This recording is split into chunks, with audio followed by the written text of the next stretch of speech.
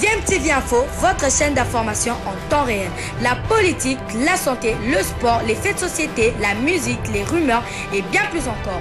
Vous découvrirez cela dans notre chaîne DMTV Info.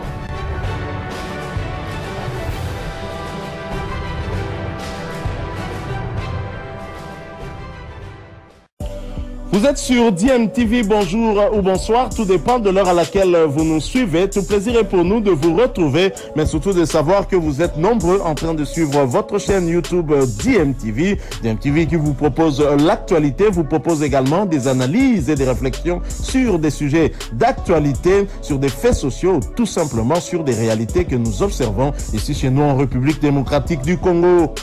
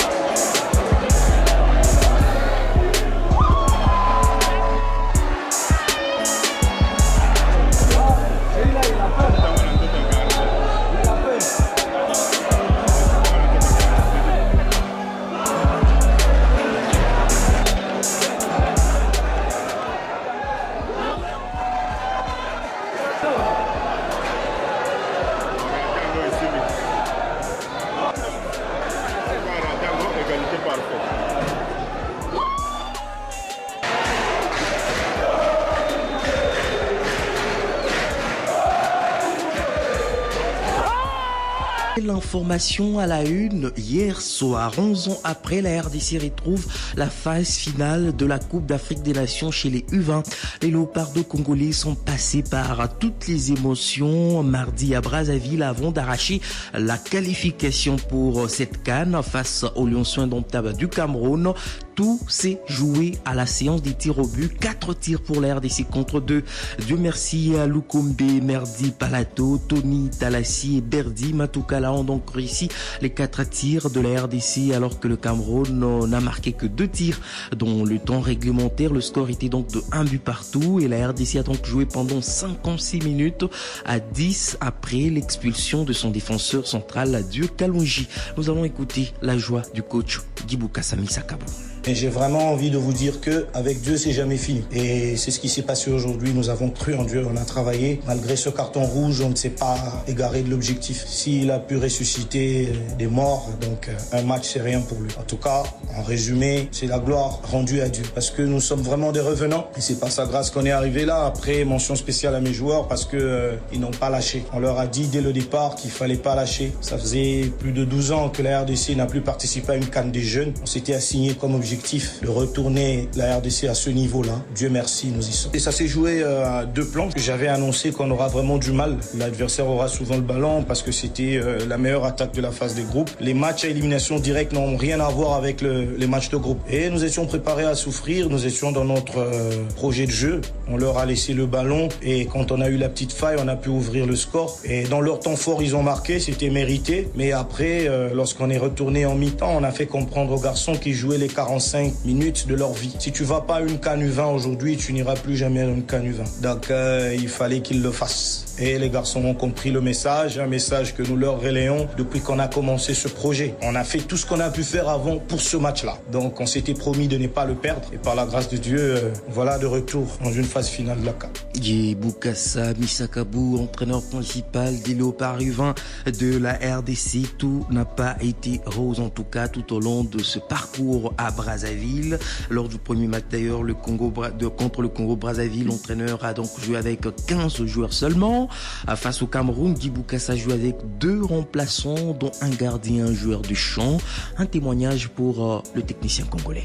L'histoire de cette équipe, c'est vraiment un témoignage. On peut en faire un livre, on peut partager dans les églises, partout, pour raviver un peu la foi de ceux qui ne croient plus. Je le dis vraiment, ça vient du fond de mon cœur. S'il y a des malades qui sont sur des lits d'hôpitaux, ils peuvent venir nous poser la question, on leur dira que Dieu est bon et qu'il peut leur donner la vie même à la dernière minute. Alors, jouer sans banc, pour vous dire honnêtement, les garçons étaient préparés. Nous étions préparés à tous les scénarios et on s'est battu pour ne pas accepter la honte. Nous nous sommes fixés comme objectif tout sauf la honte. L'objectif est atteint. Donc, pour vous dire vrai, s'il y avait le canot, je serais rentré passer nuit à Kin tranquillement et revenir 48 heures après pour faire ce match-là sans aucune pression. J'ai suffisamment mis la pression à ces garçons. Depuis qu'on a commencé le stage, ils passent des journées sans téléphone, ils parlent pas à leur famille, ils parlent pas à leurs amis. Je les avais gardés dans une discipline à laquelle ils ne sont pas habitués. Et vous voyez que ça a payé, ils sont restés concentrés jusqu'au bout, malgré le nombre qui diminuait, plus les minutes avancées. Donc, je crois que la discipline, le sérieux, le travail et la foi, ça paye. Maintenant, le match de jeudi, honnêtement, je n'y pense pas encore.